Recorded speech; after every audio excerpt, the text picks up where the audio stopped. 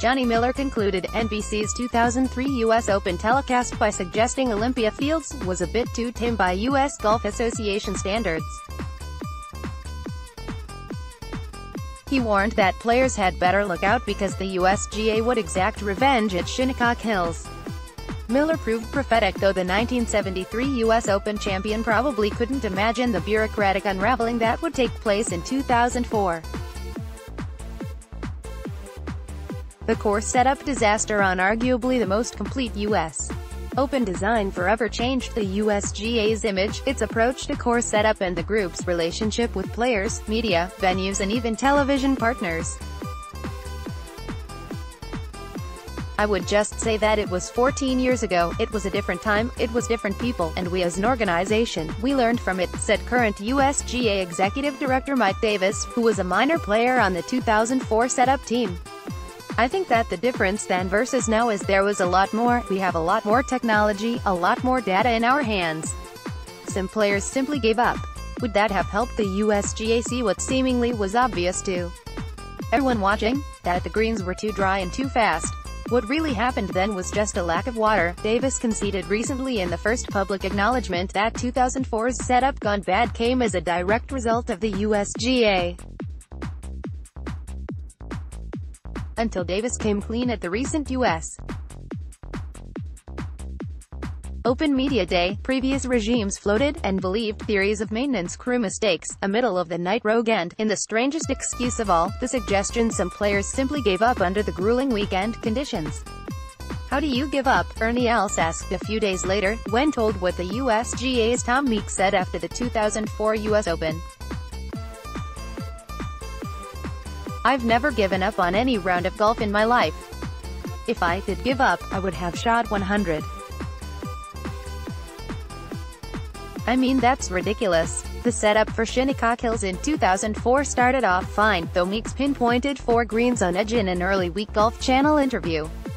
A star-studded leaderboard got to 6 under in the opening 36 holes, and after that the U.S. Open was never quite same.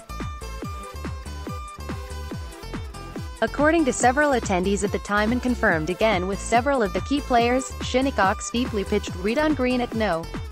7 was double cut and rolled Friday night under USGA supervision.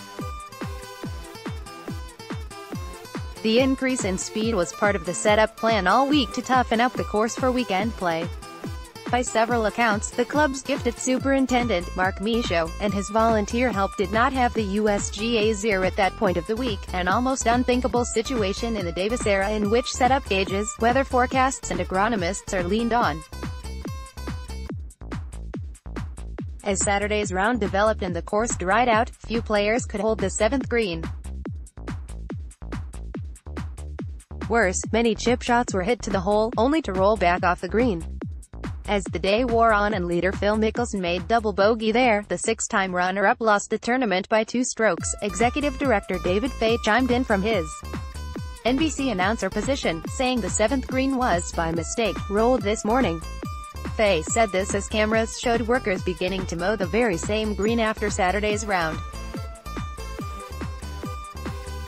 From there, the USGA struggled to regain control of the narrative. Executive Committee member Walter Driver blamed the issues on a mistake in rolling. After the tournament, former Executive Director Frank Hannigan likened the USGA spin to saying South Shea Hall Street was inadvertently torn up overnight. Not enough water and too much wind as high winds blew into the wee hours Saturday night. Golf Channel's Rich Lerner asked Meeks if the USGA planned to put some water on the course to keep it from getting any drier.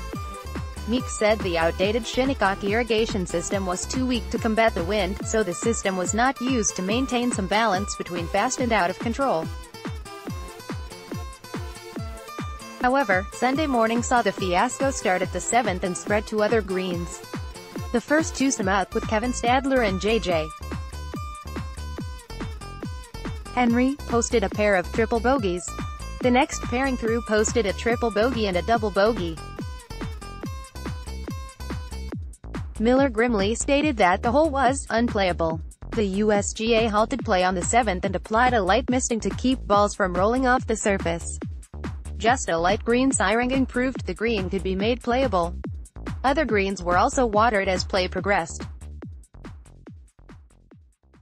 Dropping by the NBC booth Sunday morning, then USGA president and now Augusta National chairman Fred Ridley defended the seventh-hole setup, saying it was caused by a perfect storm of wind, sun, hole location and the alleged accidental rolling.